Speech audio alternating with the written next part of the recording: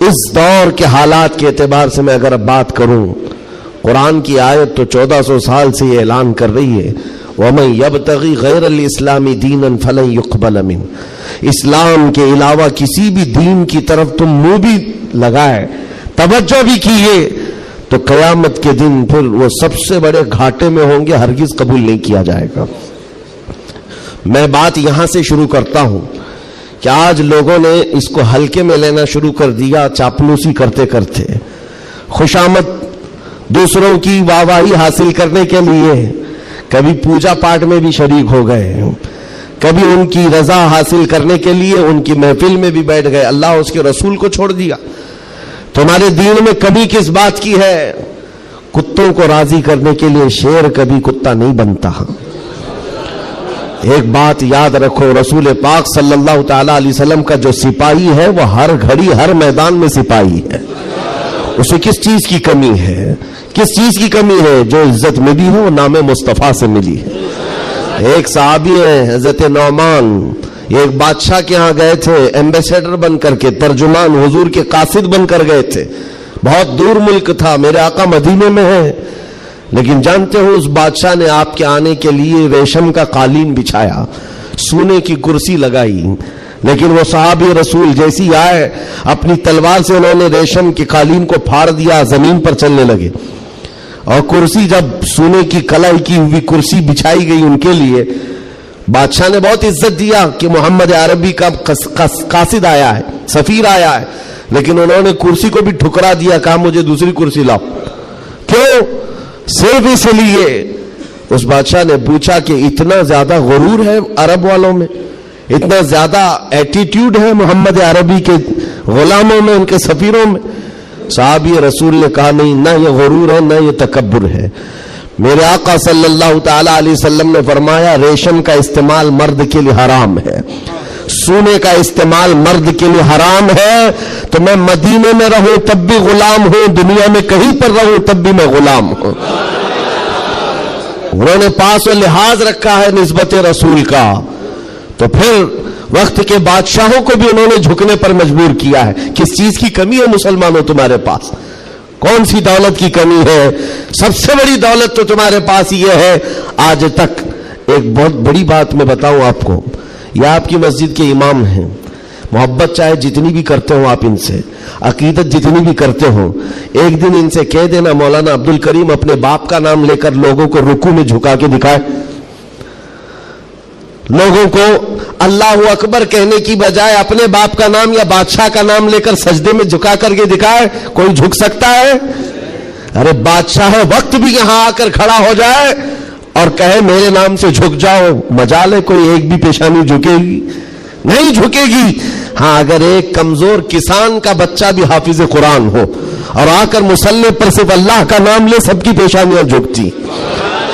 یہ خاصہ ہے اس قوم کا کہ اس قوم کو اگر جھکایا جا سکتا ہے تو صرف اللہ کے نام پر، باقی کسی کے نام پر یہ پیشانی نہیں جھکتی ہے۔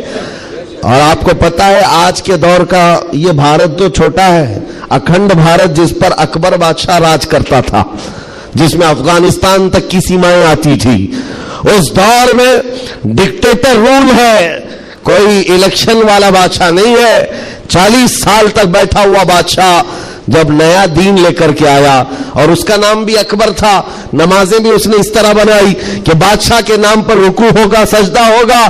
میرے عزیزو، ایسا تمکنت اور ایسے جلال والا بادشاہ، لاکھوں کی فوج ہے اس کے پاس، بڑے بڑے راجے مہاراجے آنکھ نہیں ملا سکتے تھے، لیکن جب اس نے یہ کہا کہ عبادت میں بادشاہ کے نام پر جھکنا ہوگا، صرف 25 سال کی عمر کا مجدد الف ثانی کھڑا ہو گیا، کہا نہیں یہ پیشانی جھکے گی تو صرف اللہ کے نام پر۔ حد ہو گئی میرے عزیزو، بادشاہ وقت جس کے پاس سارا جبر طاقت ہے نہیں جھکا سکا، اور جھکانے کے لیے اس نے ایک بار کیا کیا، دربار میں اتنا چھوٹا سا دروازہ بنایا کہ آنے والا جھک کر کے ہی آئے، جو بھی دربار میں آئے وہ جھک کر، سیدھا آ نہیں سکتا تھا، اتنی چوکھٹ چھوٹی بنا دی۔ مجدد صاحب رحمت اللہ تعالی علیہ کو بلایا گیا تھا دربار میں کہ یوں تو یہ جھکتا نہیں، لیکن دربار میں آنا ہے تو کیسے آئے گا؟ جب وہ قریب پہنچے دیکھا کہ اتنی چھوٹی چوکھٹ بنی ہوئی ہے اور یہاں جانے کے لیے رکوع کی حالت میں جانا پڑتا ہے. وہ اللہ رب العزت کا ایسا بندہ، رسول پاک کا سپاہی، اپنے دین کا محافظ، دیکھتا ہے جانا ہے ٹھیک ہے جائیں گے، لیکن جس وقت داخل ہونا تھا وہ نہ جھکے، نہ ہی رکوع کیا، نہ ہی پیشانی جھکائی، پہلے پیر اندر ڈال دیا، پیر اندر ڈال دیا. جیسے سامنے لوگوں نے دیکھا کہ لوگ پیشانی پہلے اندر ڈال کر کے آتے تھے، اور یہ عالم دین ہے کہ پیر اندر ڈال کر کے آ رہا ہے. یہاں جیسی آئے تو لوگوں نے یہ اعلان کیا کہ بادشاہ کی بڑی توہین ہوئی، بادشاہ کی بڑی توہین ہوئی. پاؤں دکھا کر کے آ رہا ہے یہ مولوی، قدم دکھا کر کے آ رہا ہے. آپ نے کہا بادشاہ کی توہین میں نے نہیں کی، بادشاہ نے خود اپنی توہین کروائی ہے، اسے خود پیر پسند تھے اس لیے دروازہ چھوٹا کیا. عزیزان گرامی وقار، تمہارے پاس کس چیز کی کمی ہے؟ اللہ تعالیٰ نے یہ خصوصیت عطا کی ہے، یہ پیشانی کبھی کسی غیر کے سامنے نہیں جھکتی ہے، نہیں جھکتی ہے. کروڑوں کے سامنے تھوڑی طاقت و قوت کی پوجا کرنے والی یہ قوم نہیں ہے. آج ان کے پاس طاقت آئی تو ان کی پوجا کریں گے، ان کے پاس آئی تو ان کی پوجا کریں گے. قوم مسلم صرف اور صرف اللہ وحدہ لا شریک کی عبادت کرتی ہے. ہم رسول پاک سے بے پناہ محبت کرتے ہیں لیکن عبادت نہیں کرتے رسول کی بھی. حضور پاک صلی اللہ علیہ وسلم کے دربار میں بھی عبادت نہیں کرتے، تعظیم ہے، عبادت صرف اللہ کی کرتے ہیں. یہ خاصہ کم ہے، اسی بات سے تو پوری دنیا کو کڑن ہے اور جلن ہے کہ یہ دنیا میں ایک واحد قوم ایسی ہے. مجھے بتاؤ، ان سب کو جھکنے کے لیے مورتیاں دیکھنا پڑتا ہے، ہاں عبادت کرنے کے لیے اپنے اپنے خداؤں کی صورت اور مورت بنائی ہوئی ہے. پوری دنیا میں کروڑوں مسجدیں ہوں گی، کسی بھی مسجد میں خدا کی کوئی تصویر ہے؟ کہیں کوئی تصویر بنائی گئی ہے اللہ کی کہ اسے دیکھنا ہوگا پھر جھکنا ہوگا؟ عیسائی ہو کہ یہودی ہو کہ ہندو ہو کہ کوئی بھی قوم ہو، سبوں نے کچھ نہ کچھ مورت بنائی ہے. صرف یہ تنہا قوم ہے جو بنا دیکھے اللہ کی بارگاہ میں سجدہ کرتی. یؤمنون بالغیب، اللہ نے تعریف میں فرمایا ہے یہ غیب پر ایمان لانے والی جماعت ہے، اور جس کا ایمان ہی اتنا مضبوط ہے خدا کو دیکھا کبھی نہیں اور جھکتے ہیں. آج تک امام صاحب کے پیجامے کو لے کر سوالات ہوتے رہے، امام صاحب کے آنے جانے کو لے کر سوالات ہوتے رہے.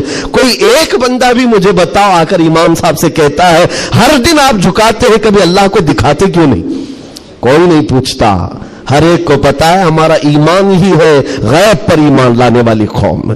عزیزان گرامی وقار، اب میں آگے بات کرتا ہوں. جب اتنی خصوصیات تمہارے پاس ہے تو پھر اگر چہرہ کسی اور کی طرف جائے تو میں سمجھتا ہوں دنیا کا بدترین آدمی ہے، بد نصیب آدمی ہے، جس کو اللہ نے سب سے بڑی نعمت دی تھی اور وہ ٹھکرا کر کے دوسروں کی جھولی میں چلا گیا. اسی لیے قرآن کہتا ہے وَمَن يَبْتَغِ غَيْرَ الْإِسْلَامِ دِينًا فَلَن يُقْبَلَ مِنْهُ، جو اسلام کے علاوہ کسی دوسرے دین کی طرف پھر گیا قیامت کے دن ہرگز اسے قبول نہیں کیا جائے گا. وَهُوَ فِي الْآخِرَةِ مِنَ الْخَاسِرِينَ، وہ آخرت میں بہت بڑے گھاٹے میں ہوگا. میں ایک مثال دیتا ہوں آپ کو. ایک جو گھٹنا گھٹی ہے، ایک حادثہ مکہ مکرمہ کا، ایک حادثہ جو لکھا ہوا ہے کتابوں میں. قبرستان میں ایک وہاں پر جب کسی کا انتقال ہوا، ایک صاحب ہیں وہ حاجی ہیں، وہ کہتے ہیں کہ جب قبرستان میں ہم گئے تو دفن کرنے کے لیے قبر میں قبرستان کی ساری چیزیں بھری ہوئی تھی، تو لوگوں نے ایک قبر بتائی. ایک حاجی صاحب کا انتقال ہوا تھا، کہا کہ ان کو اسی قبر میں دفن کرنا ہے. لوگوں نے کہا یہاں ایک عالم دین کی قبر ہے. اب مکہ مکرمہ کے قبر ایسے ہیں کہ 6 مہینے سال بھر کے بعد کھل جاتے ہیں، اور ممبئی والوں کو سمجھانے کے لیے آسان بھی ہے کہ یہاں پہ بھی کھول دی جاتی ہیں، جگہ کی قلت ہے. تو جب دفن کرنے کے لیے اس عالم دین کی قبر کھولی گئی تو وہاں وہ عالم دین نہیں ہے، وہ ایک جوان لڑکی سوئی ہوئی ہے، ایک نوجوان لڑکی ہے. تو جو جنازے میں آئے ہوئے تھے ان میں ایک حاجی نے کہا میں تو اس لڑکی کو پہچانتا ہوں، یہ عرب کی نہیں، یہ مکہ کی نہیں، یہ فرانس کی رہنے والی اور کرسچن لڑکی ہے، یہ عیسائی لڑکی ہے. کہا یہ کیسے ہو سکتا ہے، ناممکن ہے. گھر سارے لوگوں کو جو خبر تھی وہ ایک اچھے عالم دین کی قبر تھی، یہاں ایک دوسری لڑکی کیسے دفن ہے؟ تو یہ ہنگامہ ہوا، بات پھیل گئی. اس کے بعد تحقیق کرنے لگے، جو علماء تک بات گئی تو علماء نے کہا کہ اگر یہ جو بندہ کہہ رہا ہے کہ یہ فرانس کی رہنے والی، یورپ کی رہنے والی لڑکی یہاں پر ہے، تو معلوم کرتے ہیں کہ وہاں حقیقت میں یہ لڑکی، اس کی شکل، تو کچھ لوگ ایک وفد کی شکل میں یورپ گئے ہیں اس حاجی صاحب کے ساتھ، جنہوں نے یہ پتہ بتایا تھا یہ لڑکی کو میں جانتا ہوں.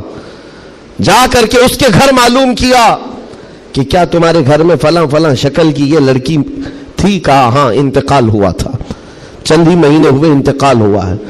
کہا کیا کیا تم نے؟ کہا ہم عیسائی رسم و رواج کے اعتبار سے اپنے قبرستان میں دفن کیا ہے، ہم کرسچن ہیں، عیسائی رسم و رواج سے ہم نے دفن کیا. تو جو گیا تھا وفد، اس نے پوچھا کہ کچھ اس کی عجیب چیزیں تھی؟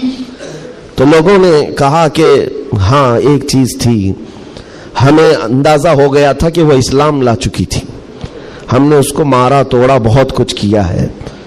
تو پھر یہ بات خبر پھیلی اس لڑکی کے اسلام لانے کی، تو مقامی علماء کو پوچھا گیا.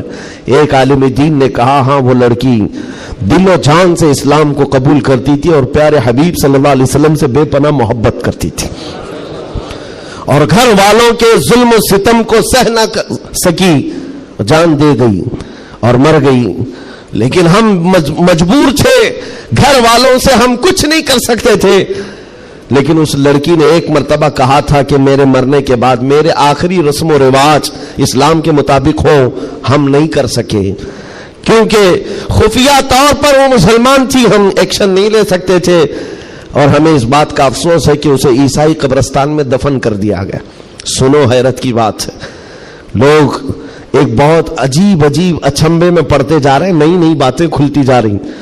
تو اس کے بعد یہ فیصلہ ہوا کہ آئے ہوئے وفد نے اور گھر والوں کو اطلاع دے کر کے کہ ہم چلتے ہیں جس قبرستان میں آپ نے اپنی بیٹی کو دفن کیا ہے، ہم جا کر کے دیکھنا چاہتے ہیں وہاں. ہاں، تو عیسائی قبرستان میں بڑی مشکل سے انہوں نے کہا کہ ٹھیک ہے. قبر کھولی گئی تو وہاں وہ عالم دین سویا ہوا جس کو مکہ میں دفن کیا گیا تھا.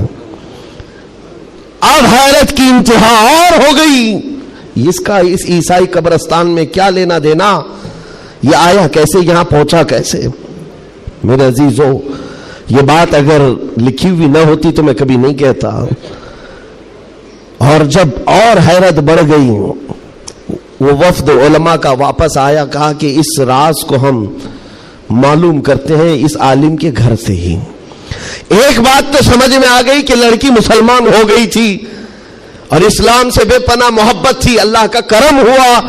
ہو سکتا ہے اسے کفرستان سے نکال کر مولا تعالی ایمان والوں کے بیچ میں، اولیاء اور صحابہ کے بیچ میں دفن کر دیا ہو، فرشتوں نے اس کو منتقل کر دیا. یہ ممکن ہے، یہ ممکن ہے.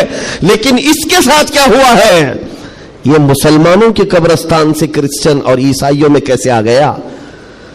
گئے واپس جانے کے بعد بہت قابل توجہ بات کر رہا ہوں، اور اس زمانے کی بہت ہی امپورٹنٹ چیز آپ کو میں بتا رہا ہوں، دل دہلا دینے والی چیز ہے.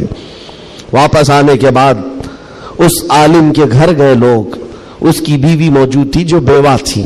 جا کر پوچھا کہ تیرے شوہر کے بارے میں ہمیں کچھ معلومات حاصل کرنی ہے.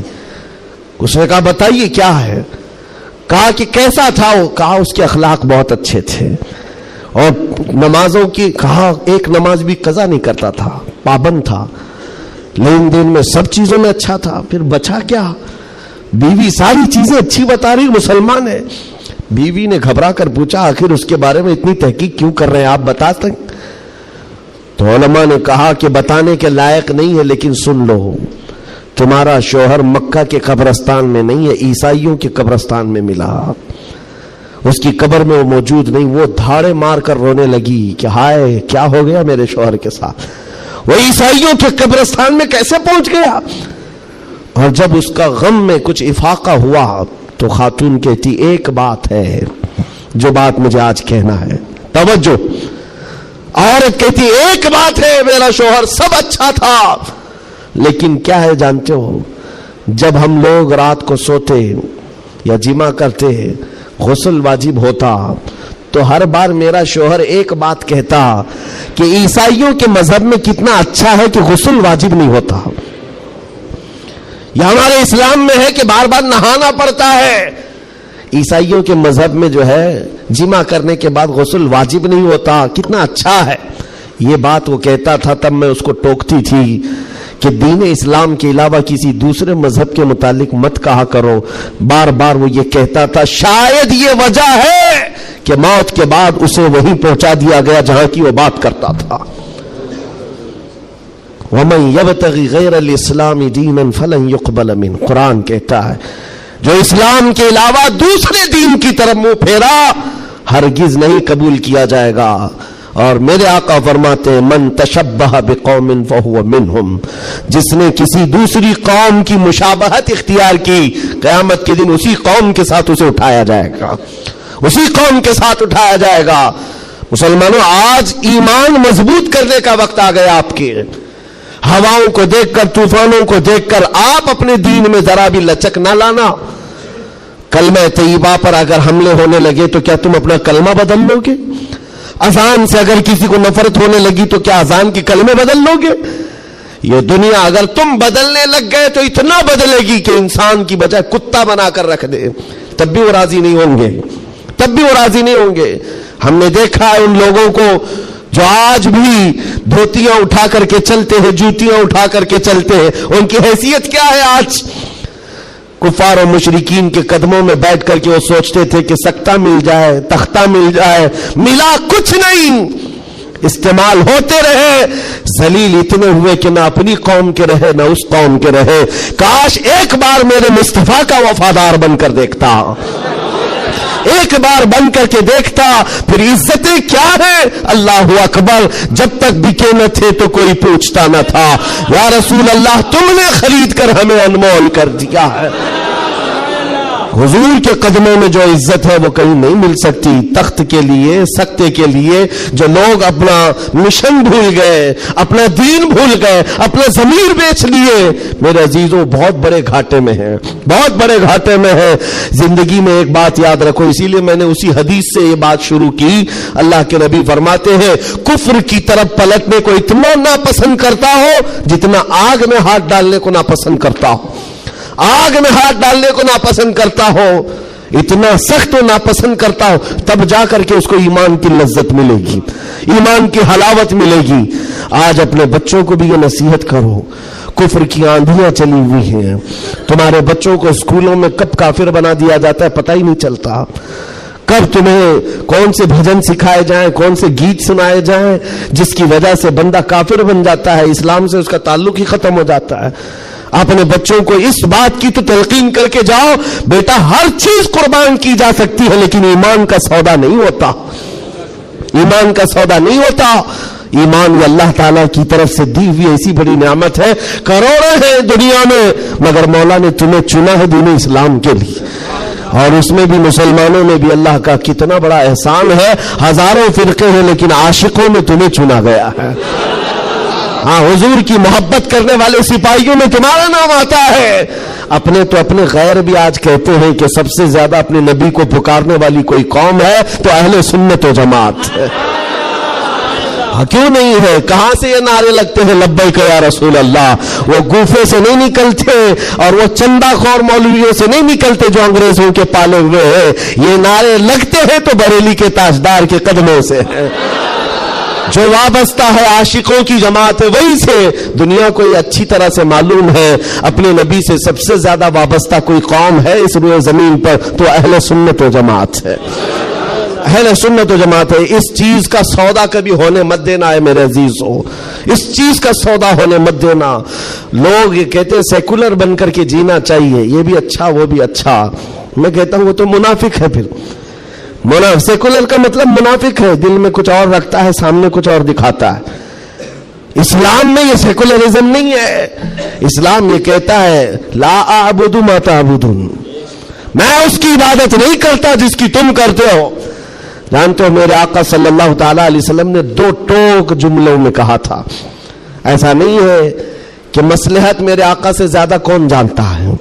آج لوگ یہ کہتے ہیں کہ سب حالات بنائے رکھنے کے لیے ہمیں کرنا پڑتا ہے, حالات بنائے رکھنے کے لیے تمہیں کرنا پڑتا ہے. یہ کیسی بات ہوئی؟ یہ وہ لوگ ہیں جو حالات بنائے رکھنے کے لیے اپنی ماں اور بہنوں کی عزت بھی داؤ پر لگا دیں گے. جب درندہ کوئی ڈاکو اس کو خوش کرنا ہو تو کیا تم اپنی عورتوں کا سودا کر سکتے ہو؟ غیرت مر گئی ہوگی ایسے بندے کی. حضور پاک کے پاس مشرکین آئے. یہ آپ کو میں بتا دیتا ہوں.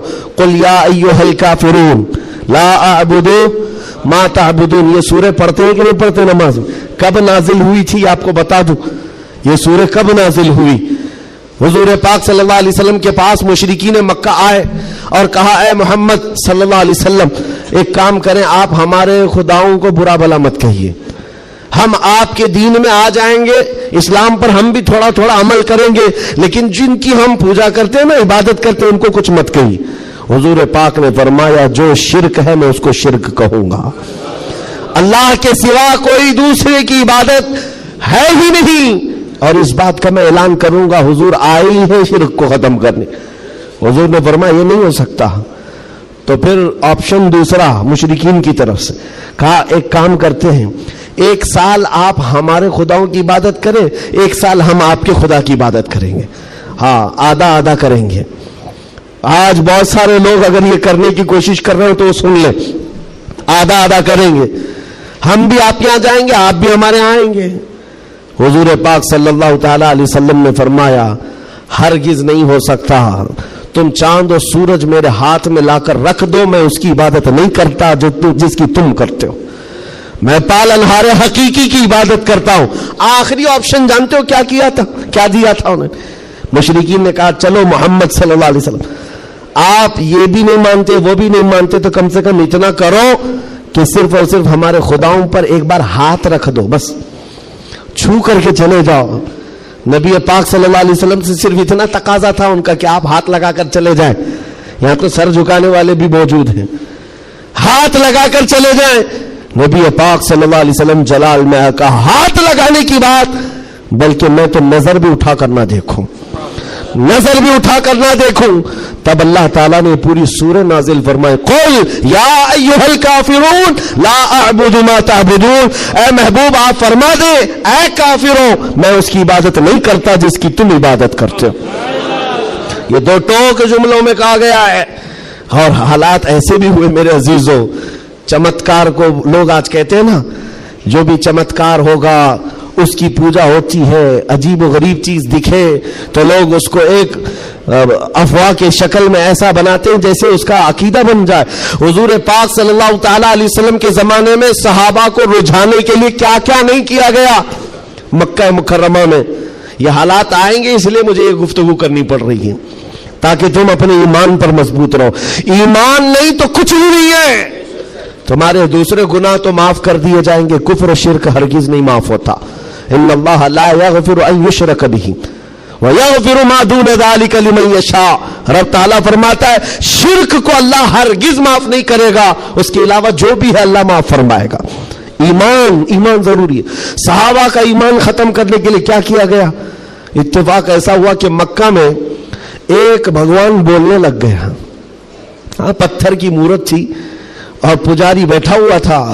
اچانک پتھر جو ہے بات کرنے لگ گیا اور بات کر رہا ہے. ظاہر سی بات ہے یہ عجیب و غریب چیز ہے نا, یہ اس دور میں ہے. ہاں اس دور میں مٹی سے بنائے ہوئے ان کے معبود نہیں ہوتے تھے, وہ پتھر کو تراش کر کے بناتے تھے. اور میں کہہ رہا ہوں حقیقت میں بول رہا تھا, ایسے نہیں ہے کہ ادھر سے دودھ پلا رہے ہو ادھر سے پانی نکل رہا ہو, وہ والا سسٹم نہیں ہے, بلکہ حقیقت میں پتھر بات کر رہا تھا. تب اور بات کر بھی کیا رہا ہے, حضور پاک صلی اللہ تعالی علیہ وسلم کو جھوٹا کہہ رہا ہے. نعوذ باللہ معاذ اللہ رب العالمین. حضور کی شان میں گستاخی کر رہا پتھر. اب تو وارے نہیں آ رہے ان کی خوشیوں سے اچھل کود پر کہ دیکھو اب ہمارا خدا بولنے لگ گئے. سب سے بڑی دلیل ہے, لوگوں کو بلانے لگ گئے. واقعی بول رہا تھا. لوگ چمتکار دیکھتے ہیں تو سر جھکا لیتے ہیں, ارے حقیقت ہے پتھر بول رہا ہے, پتھر بول رہا ہے. سب آئے جمع ہونے لگے. مکہ کا ایک بڑا جمع غفیر تھا تو صحابہ کو بھی بلایا گیا. دیکھو آؤ ہمارے خداؤں کو جھٹلاتے ہو, بات کر رہا ہے خدا, اور تم جس نبی کی بات کرتے ہو اس نبی کو جھٹلا رہا ہے. یہ حقیقت میں خدا ہے. تم کہتے تھے نا کچھ نہیں کر سکتا, بول رہا ہے. صحابہ گئے. اب ان کے پاس کیا تھی؟ صحابہ دیکھ کر آئے حضور کی بارگاہ میں, کہا یا رسول اللہ صلی اللہ علیہ وسلم. غضب ہو گیا, ان کا خدا تو بول رہا ہے. حضور نے اس پر کوئی زیادہ ریئیکشن نہیں دیا. کہا کیا بول رہا ہے؟ کہا یا رسول اللہ سننے کے لائق نہیں, آپ کی شان میں گستاخیاں کہہ رہا ہے, جملے بک رہا ہے. کہا کون؟ پتھر. حضور نے فرمایا ہاں. حضور نے پوچھا پتھر؟ صحابہ نے کہا ہاں یا رسول اللہ. حضور نے فرمایا چلو ہم بھی سنتے ہیں, ہم بھی چلتے ہیں, جا کر دیکھیں گے. نبی پاک صلی اللہ تعالی علیہ وسلم تشریف لائے صحابہ کے ساتھ. صحابہ اکرام رضوان اللہ تعالی علیہم اجمعین بھی ساتھ میں ہیں. جب نبی کریم صلی اللہ تعالی علیہ وسلم وہاں قریب پہنچے تو وہ جو بت بول رہا تھا, بعد میں کر لے سکتے نا, جب وہاں پر حضور اکرم صلی اللہ تعالی علیہ وسلم پہنچتے ہیں تو دیکھا وہ بت خاموش ہو گیا, اب نہیں بول رہا ہے, چپ ہو گیا ہے. حضور آتے ہیں, پجاری سے پوچھتے ہیں بہت اعلان کر رہے تھے, کہاں ہے, کیا بول رہا تھا؟ کہا بول تو رہا تھا, صبح سے بول رہا تھا, ابھی چپ ہو گیا. حضور پاک نے فرمایا میں بھی سننے کے لیے آیا ہوں. اب وہ پاؤں میں گر پڑا پجاری, کس کے؟ خدا کے. ارے ہمارے خدا بول تو دو ایک بار, جو صبح سے بول رہے تھے دوبارہ بولو, صبح سے بول رہے تھے دوبارہ بولو, کیونکہ اب ذلت تھی, اب چپ ہو گئے, اب نہیں بول رہا ہے. لوگ جو کھڑے تھے وہ بھی گواہی دے رہے نہیں سچ میں بول رہا تھا, ہم نے بھی سنا, ہم نے بھی سنا. حضور پاک صلی اللہ تعالی علیہ وسلم نے اس پجاری کو ہٹایا اور کہا ہٹو, میں پوچھتا ہوں کیا بول رہا تھا. حضور پاک صلی اللہ تعالی علیہ وسلم قریب آئے, پتھر سے کہا کیا بول رہا تھا, بول. پتھر بولنے لگا اشہد ان لا الہ الا اللہ واشہد ان محمدا عبدہ ورسولہ, گواہی دیتا ہوں کہ اللہ کے سوا کوئی معبود نہیں, گواہی دیتا ہوں کہ محمد اللہ کے رسول ہیں صلی اللہ علیہ وسلم. میرے آقا نے فرمایا یہی بول رہا تھا. اب تو اوندھے منہ گر گئے نیچے, کہا یہ نہیں بول رہا تھا. لیکن اب حضور پاک صلی اللہ تعالی علیہ وسلم نے پوچھا بتاؤ کیا اس کی اس بات پر ایمان لاتے ہو, جو یہ کہہ رہا ہے اس پر ایمان لاتے ہو؟ پجاریوں نے اعلان کیا اور واویلا مچا, نہیں محمد نے جادو کر دیا صلی اللہ علیہ وسلم. نعوذ باللہ. جب بات نہ بن پڑے, کیسا خدا ہے جس پر بھی جادو چلتا ہے, خدا کے اوپر بھی جادو چل گیا ہے تو پھر باقی بچا کیا ہے. حضور پاک صلی اللہ تعالی علیہ وسلم واپس تشریف لائے. ایسا ہو سکتا ہے. اب آپ کو میں بتاتا ہوں حقیقت کیا ہے. اگر تمہاری زندگی میں کبھی کوئی بولنے لگ جائے تو ایمان سے ہاتھ مت دھونا. ہاں کوئی جھاڑ بھی بولنے لگ جائے, درخت بول لے, پتھر بولنے لگ جائے, تو تمہیں پہلے سے میں بتا رہا ہوں ایمان سے ہاتھ مت دھونا. ہو سکتا ہے یہ چیزیں اب تو کرنٹ کا زمانہ ہے, بیٹری لگا کر کے کچھ بھی بولا جائے, لیکن اس دور کی بات کر رہا ہوں جب کوئی بیٹری اور سیل نہیں تھی. اب تو گڈی گڑیا بھی بولتی ہیں. اس دور میں کیا ہوا کیا تھا, پتھر بولا کیسے. نبی پاک صلی اللہ تعالی علیہ وسلم واپس تشریف لے جا رہے تھے, بیچ راستے میں میرے آقا کھڑے ہو گئے. ایک صاحب آئے جنگل کی طرف سے, ان کے ہاتھوں میں تلوار تھی, خون تھا. نبی پاک صلی اللہ علیہ وسلم ان سے گفتگو کرتے رہے, پھر وہ اچانک غائب ہو گئے. پوچھا صحابہ نے کون تھے؟ حضور فرماتے ہیں وہ جنات میں سے میرے ایک صحابی ہیں, جنات میں ایمان لائے ہوئے. حضور سے پوچھا صحابہ نے کیا معاملہ ہے؟ کہا اس میرے صحابی نے خبر دی کہ ایک مشرک اور کافر جن تھا جو پتھر میں جا کر کے بول رہا تھا, پتھر میں جا کر وہ بول رہا تھا, جن کی آواز تھی اور کافروں کو لبھا رہا تھا, آپ کے خلاف بول رہا تھا. اور ہمیں یہ خبر ملی, ہم اپنے محلے میں بیٹھے تھے, جنات کے بھی محلے ہیں, آبادیاں ہیں, سب ہیں. وہ جن صحابی کہتے مجھے خبر ملی کہ ایک گستاخ ایک کافر پتھر میں گھس کر آپ کے خلاف بول رہا ہے. اسی وقت میں تلوار لے کر کے نکلا, اور جس وقت آیا تو اتفاق تھا کہ آپ بھی وہاں پر تشریف لائے ہوئے تھے. میں آپ کے آنے سے پہلے اس کا قتل کر چکا تھا, اور جب آپ نے فرمایا پتھر کو بول, کیا بول رہا تھا, تب میں نے کہا تھا اشہد ان لا الہ الا اللہ.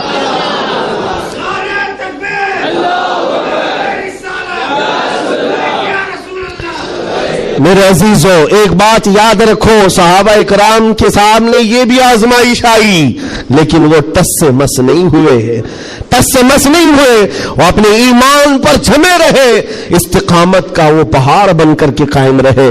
آج ضرورت اس بات کی ہے میرے عزیزو, حالات اس طرح کے اگر بن جائیں, دنیا چمتکار دکھانے لگ جائے, تو اپنے ایمان سے ہاتھ مت دھو بیٹھنا. وہ دیکھو ابھی سوشل میڈیا پر ایک چھوٹا دجال بھی آیا, چٹیاں لے لے کر کے بتاتا رہتا ہے, چھوٹا دجال. بڑا دجال آنا باقی ہے جو پانی برسا کے بھی دکھائے گا, سبزہ اگا کر کے بھی دکھائے گا, اور ایک آدمی کو مار کر زندہ کر کے بھی دکھائے گا. یہ حدیث پاک میں ہے.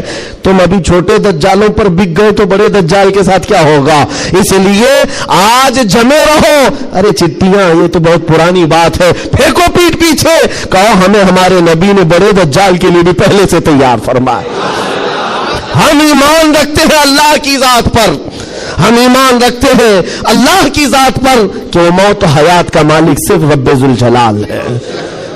میرے عزیزو, یہ حالات پر میں نے صرف اس لیے بات کی کہ آپ قیامت کے قریب جو ہونے والا ہے, حضور فرماتے ہیں ویل للعرب من شر قد اقترب. حضور پاک فرماتے ہیں عربوں کے لیے تباہی ہے کہ ان قریب وہ ایک ایسی برائی کی طرف جائیں گے جو ان کو جہنم میں لے جائے گی, عربوں کے لیے.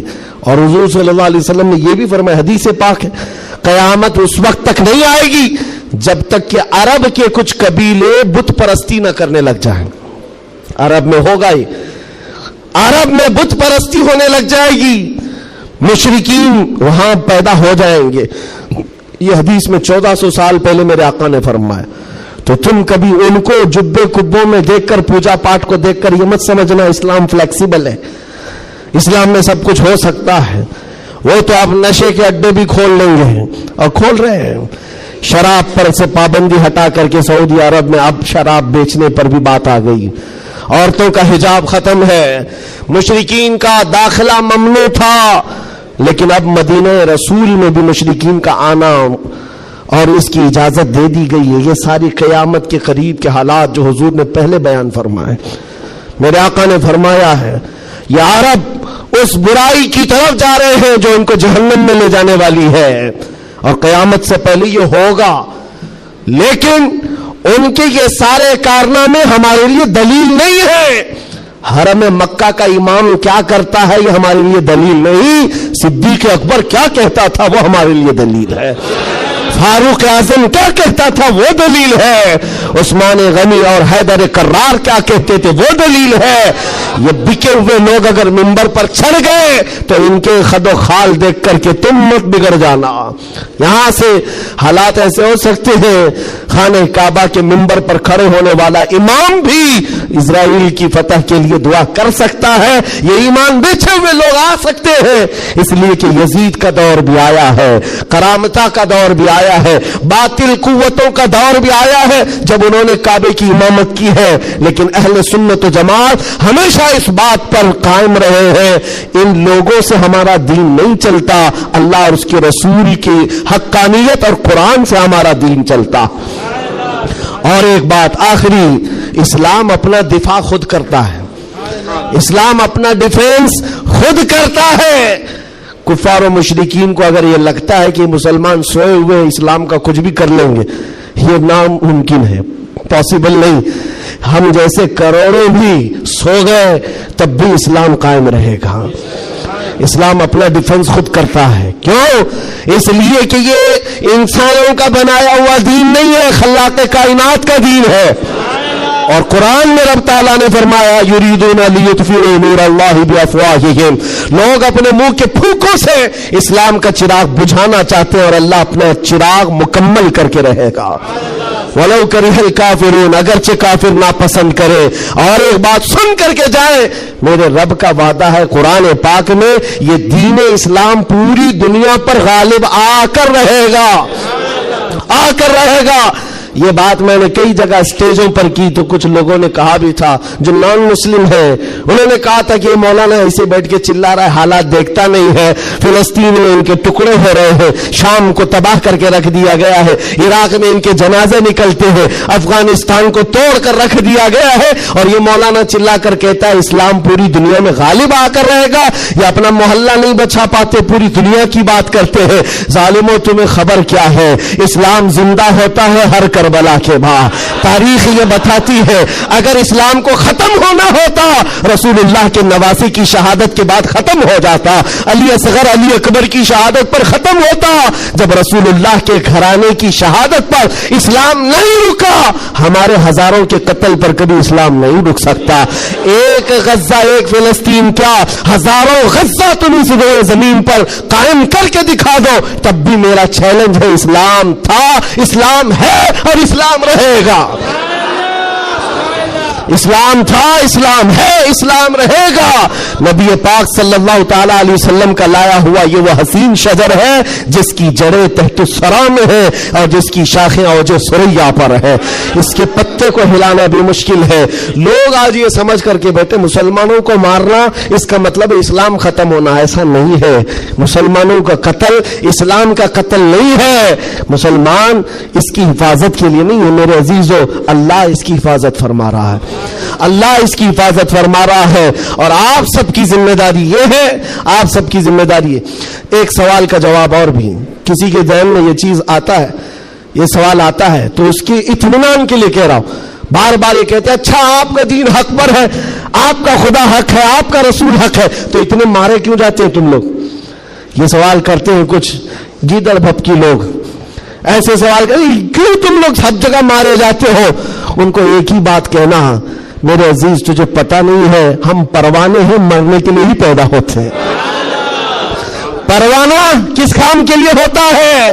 شمع کے ارد گرد گھومتا ہے اور اپنی جان دے دیتا ہے, اور اگر جان نہیں دیتا تو اسے پروانہ بھی نہیں کہا جاتا. پورے مسلمان مصطفیٰ کریم کے پروانے ہیں.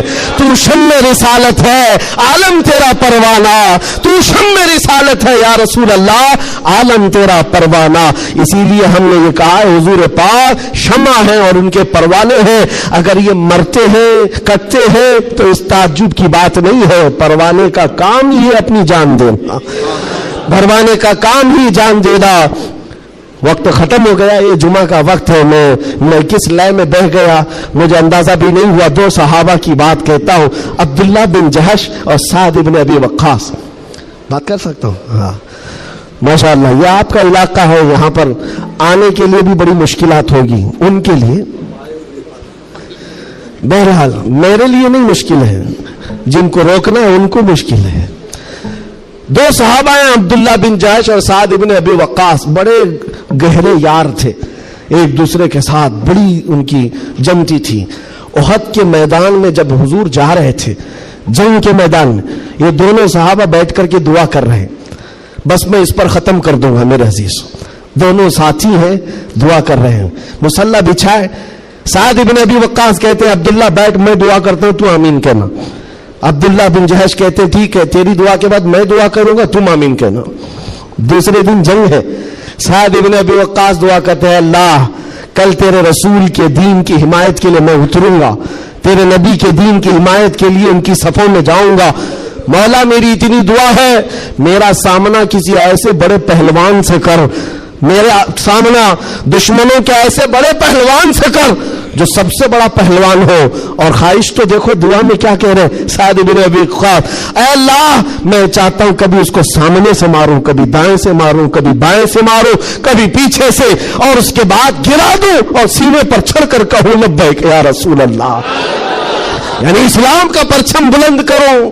یہ ان کی دعا تھی. عبداللہ بن جہش آمین کہہ رہے تھے. اس کے بعد عبداللہ بن جہش کہتے اب میں دعا کرتا ہوں تو آمین کہہ. اللہ اکبر, ان کی دعا کیسی ہے, اللہ اللہ. حدیث میں پڑھتا ہوں میری آنکھیں بھیگ جاتی ہیں. عبداللہ بن جہش کہتے ہیں اے اللہ کل تیرا رسول میدان میں اتر رہا ہے, اور احد کے میدان میں جب میں تیرے دین کی حمایت کے لیے اتروں تو دشمنوں کی طرف میں بڑھ کر چلا جاؤں تیری محبت میں, تیرے نبی کی محبت میں. کبھی کوئی دشمن مجھے سامنے سے مارے, کبھی دائیں سے مارے, کبھی بائیں سے مارے, کبھی پیچھے سے مارے, اور تیرے محبت میں مولا تیرے رسول کی محبت میں ہر جگہ سے زخم کھاؤں, اور پھر میں شہید ہو جاؤں اسلام زندہ باد کہتے ہوئے, اسلام کی بلندی کا نعرہ لگاتے ہوئے شہید ہو جاؤں. ایک مارنے کی دعا کر رہا ہے, ایک مرنے کی دعا کر رہا ہے. یہ رسول اللہ کے پروانے ہیں. دوسرے دن میدان جنگ میں جب یہ صحابہ آئے احد کے میدان میں, میرے عزیزو دعا قبول تھی.